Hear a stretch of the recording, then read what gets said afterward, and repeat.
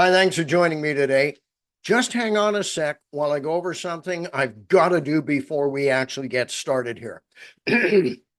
Okay, for the record, my name is Bruce Grant Pitt-Payne of Bruce Pitt-Payne Consulting Services, and this is a video recorded training session being filmed in my home office at 123 Main Street, Maple Ridge, British Columbia, postal code Victor 2 X-ray 5 Victor 5.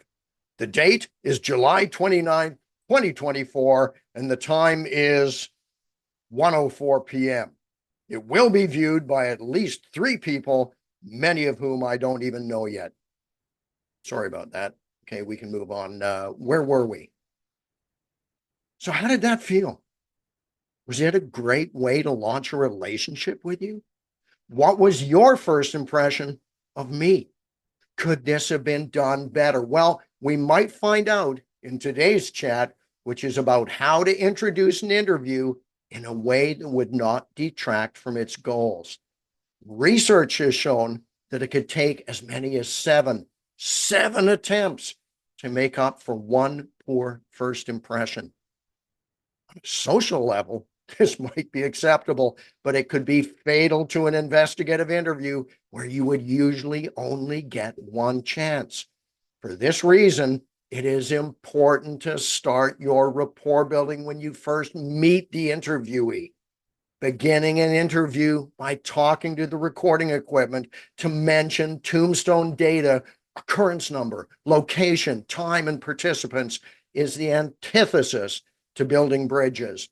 It is often perceived to be cold, hence the term tombstone data, and is in fact about as warm as talking about an ex-girlfriend on a first date or texting while having your first romantic dinner with somebody else.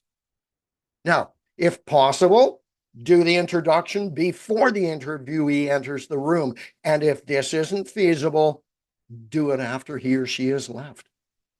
If all else fails, just give it with the interviewee with you, but make it conversational and explain what you're doing so he knows it isn't your normal behavior. Refrain from talking like TV cops who incessantly and redundantly repeat the phrase, and for the record, as often as a Canadian says, A. Be aware that mentioning the personal information of an interviewee during an interview could violate privacy legislation. For this reason, it's recommended that the pre-interview spiel should not include the interviewee's date of birth, address, or phone number. Mentioning the date, time, location, occurrence number, and the participants should suffice. Cheers.